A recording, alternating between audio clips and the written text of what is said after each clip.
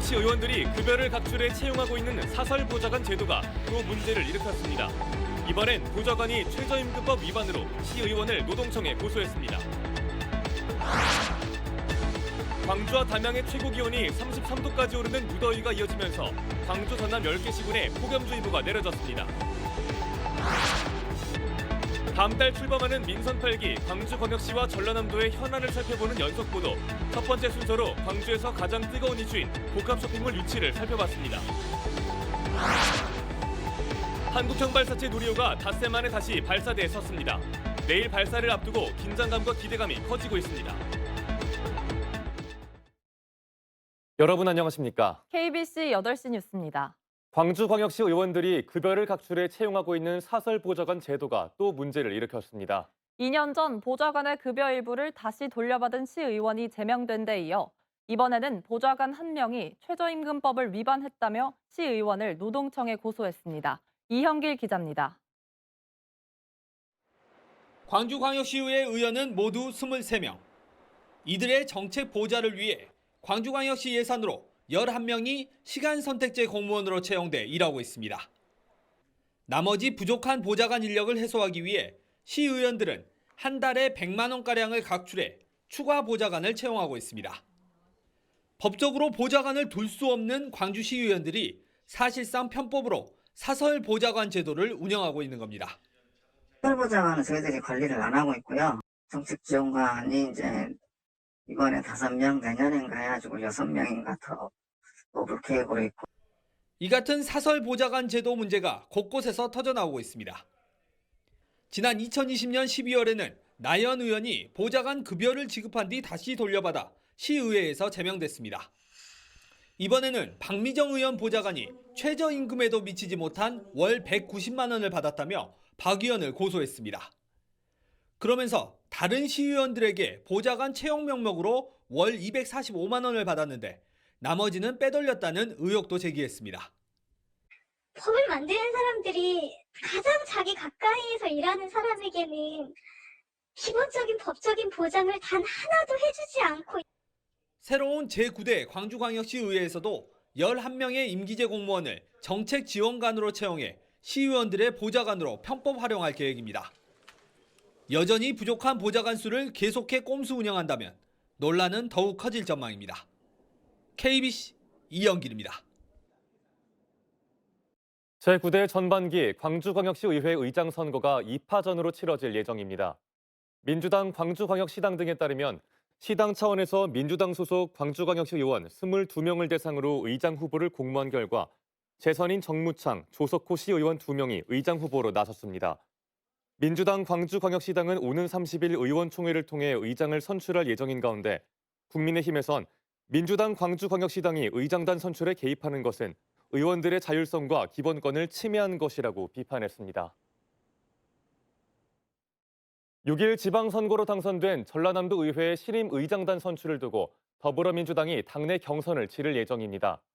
전라남도 의회는 다음 달 6일 12대 전반기 의장단과 상임위원장 등을 선출할 예정인데 총 61명 중 56명을 보유한 민주당이 이달 중 당내 경선을 통해 의장단과 상임위원장을 결정할 예정입니다.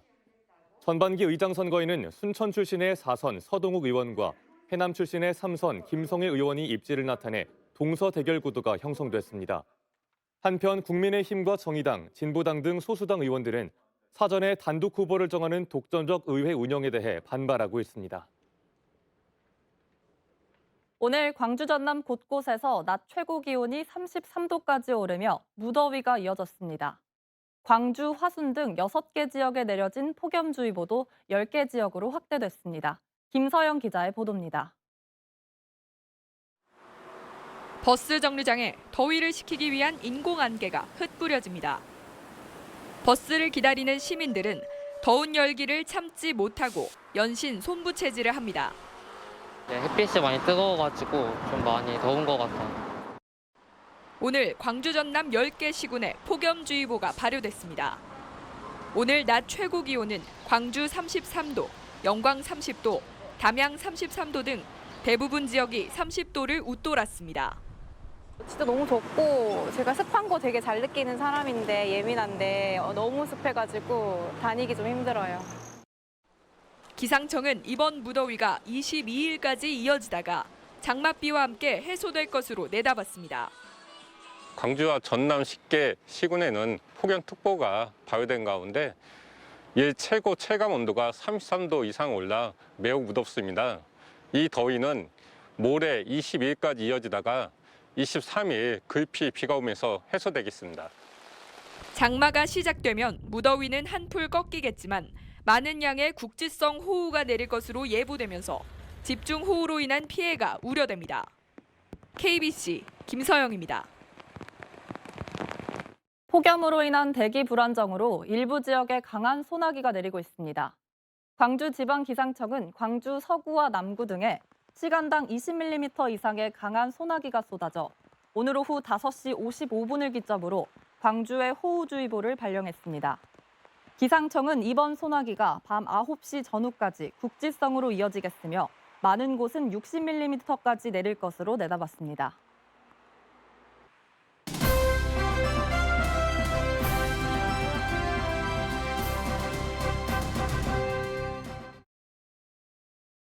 KBC는 다음 달 출범하는 민선 8기 광주광역시와 전라남도의 현안을 오늘부터 연속 보도합니다. 오늘은 지난 대선 이후 광주에서 가장 뜨거운 감자였던 복합 쇼핑몰 유치 이슈를 살펴보겠습니다. 정부의 국정과제로 채택되면서 이번엔 현실화될 거란 기대감이 높아지고 있는데 아직 논란도 적지 않습니다. 고우리 기자입니다. 광주에 대형 쇼핑시설을 유치하겠다는 시도는 이번이 처음이 아닙니다.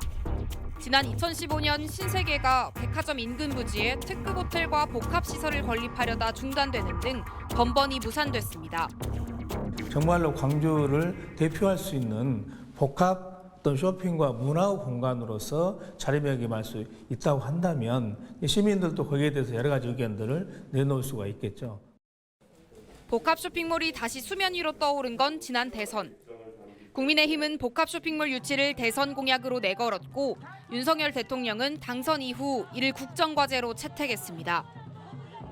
기업인들과 굉장히 활발하게 소통하고 있습니다. 실제로 이게 실현되기 위해서 저희가 지원해야 되는 부분들도 파악하고 있고요. 민선 8기 광주광역시장 인수위는 현안대책 TF의 최우선 과제로 복합 쇼핑몰을 선정해 유치 방향성을 논의하고 있습니다. 가장 큰 관심사는 입지입니다. 쇼핑몰은 도심에, 상고형 할인 매장은 시외곽에 자리할 가능성이 높습니다. 광주 신세계백화점 인근 부지와 어등산 관광단지는 물론 전방과 일신방직, 금호타이어 광주공장 이전 부지도 유력한 후보지입니다. 거의 20년, 30년 가까이 이렇게 정체되고 있는 그 지역의 발전과 함께 복합 쇼핑몰을 같이 연계해서 갈 수 있다. 이런 차원입니다. 지역 소상공인과의 상생 방안도 관건입니다. 복합 쇼핑몰 유치에 대한 찬반 의견 모두 주변 상권과 상생할 수 있는 방안이 먼저 마련돼야 한다고 주장합니다.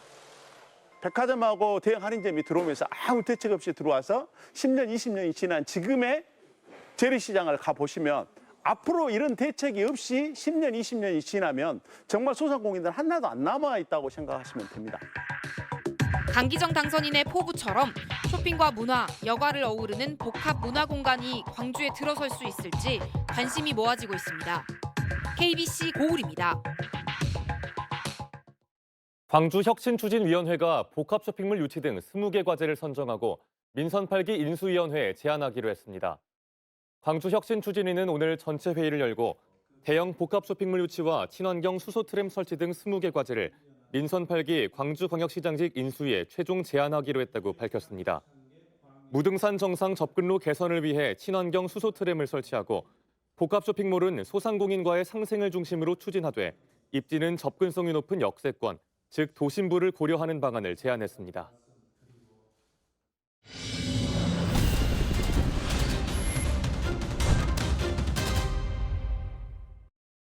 한국형 발사체 누리호가 닷새 만에 다시 발사대에 우뚝 섰습니다. 내일 오후 발사를 앞두고 긴장감과 기대감이 커지고 있습니다. 조윤정 기자가 보도합니다. 한국형 발사체 누리호가 다시 발사대에 세워졌습니다. 기체 이상으로 발사가 연기된 지 닷새 만입니다. 오전 7시 20분 조립동을 나온 누리호는 무인 특수 이동차에 실려 1.8km 거리를 1시간 20여 분에 걸쳐 이동한 뒤 발사대에 도착했습니다. 이후 케이블에 연결된 누리호는 서서히 세워져 11시 10분 기립과 고정을 완료했습니다. 가장 먼저 진행된 전기 신호 점검에서는 지난 15일 발사 연기의 원인이 됐던 산화제 탱크의 레벨 센서 신호가 정상 작동했습니다. 이후 오후 내내 전원과 연료, 산화제 등을 충전하기 위한 준비 작업이 진행됐습니다. 장착된 센서가 조립동에서 정상적으로 문제가 되지 않는다는 것을 확인한 후에 저희가 롤아웃을 진행한 것입니다. 내일 오전에는 발사대와 누리호의 연결 시스템 점검이 이루어지고 오후에는 발사관리위원회를 열어 누리호의 발사 시각을 최종 결정합니다. 현재 유력한 발사 시점은 오후 4시입니다. 주요 변수인 날씨는 영향을 주지 않을 것으로 예보돼 발사 기대감을 키우고 있습니다. 지난 10월 1차 발사에 이어 내일 2차 발사가 초읽기에 들어가면서 고흥이 다시 한번 들썩이고 있습니다. KBC 조윤정입니다. 한국형 발사체 누리호가 발사되는 역사적인 순간을 직접 눈으로 보고 싶은 분들도 많을 텐데요. 어디서 봐야 잘 보일지 누리호 발사 관람 명당을 박승현 기자가 소개해드립니다. 누리호 발사의 대표적인 관람 명당은 바로 고흥 우주발사 전망대입니다. 나로우주 센터에서 직선거리로 17km밖에 떨어져 있지 않아 발사 전 과정을 생생하게 볼 수 있습니다. 누리호가 이번에 연기가 돼가지고 다소 아쉽다는 생각은 했지만 이번에 준비가 2차적으로 잘 돼가지고 우주발사 전망대 바로 아래 남해안 해수욕장도 발사 장면을 한눈에 볼 수 있어 관람하기 좋은 장소입니다. 우주센터 길목에 있는 봉남등대와 해발 535m의 마복산도 누리호 궤적을 볼 수 있어 인기 장소로 분류됩니다. 우주센터 맞은편 여수 지역도 빼놓을 수 없습니다. 다리로 연결된 여수 낭도와 백야도를 비롯해 화양면 장수리 일원과 화정면 사도, 남면 금오도가 명당으로 꼽히고 있습니다. 발사 당일인 내일 오후부터는 성공 발사를 기원하는 특별 공연도 열립니다. 고흥구는 우주발사 전망대에서 최종 발사 시각 2시간 전에 국악단 예술 공연과 태극기 응원 등 다양한 성공 기원 행사를 진행합니다. 국립남도국악원, 부산국악원이 협업하여 우주발사 전망대에서 특별 공연을 할 예정이고요. 고흥구는 전국에서 모여든 누리호 관람객들로 관람 명당마다 극심한 교통 혼잡이 예상된다며 가급적 일찍 방문의 자리를 잡아줄 것을 요청했습니다. KBC 박승현입니다. 김대중 전남교육감 당선인이 인수위원회 첫 업무 보고에서 성과를 계승하고 교육을 혁신하겠다고 말했습니다. 김대중 당선인은 준비위원회와 집행부가 편하고 허심탄회하게 대화하는 자리가 돼야 한다며 좋은 정책과 사업을 계승해 전남교육 대전환을 함께 만들어가자고 말했습니다. 인수위원회는 오는 24일까지 5일간에 걸쳐 본청 정책국과 교육국, 직속 기관 등을 대상으로 차례로 업무 보고를 받을 예정입니다. 택시에 탄 승객들에게 욕설을 하고 협박한 뒤 출동한 경찰까지 폭행한 50대 택시기사가 붙잡혔습니다. 광주 동부경찰서는 지난 18일 저녁 8시쯤 광주광역시 대인동에서 택시에 탄 20대 여성 승객 2명에게 욕설을 하고 협박한 뒤 신고를 받고 출동한 경찰까지 폭행한 50대 택시기사를 붙잡아 조사하고 있습니다. 경찰 조사 결과 피의자는 승객들이 택시 안에서 시끄럽게 떠든다는 이유로 욕설을 하고 승객들의 거주지를 알고 있다며 위협한 걸로 드러났습니다. 한국전력이 UAE 바카라 원전 3호기의 운영 허가를 취득하고 본격적인 가동 준비에 들어갔습니다. 한전은 UAE 원자력 규제 기관으로부터 3호기 운영 허가를 받고 연료 장전에 착수했으며 앞으로 단계적인 출력 상승과 성능 보증 시험 등 남은 공정을 거쳐 상업 운전에 들어가게 된다고 밝혔습니다. 우리나라 최초의 해외 원전 사업인 UAE 바카라 원전은 지난해 4월 1호기에 이어 올 3월부터 2호기 상업 운전을 시작했고 3호기 가동도 앞두고 있습니다.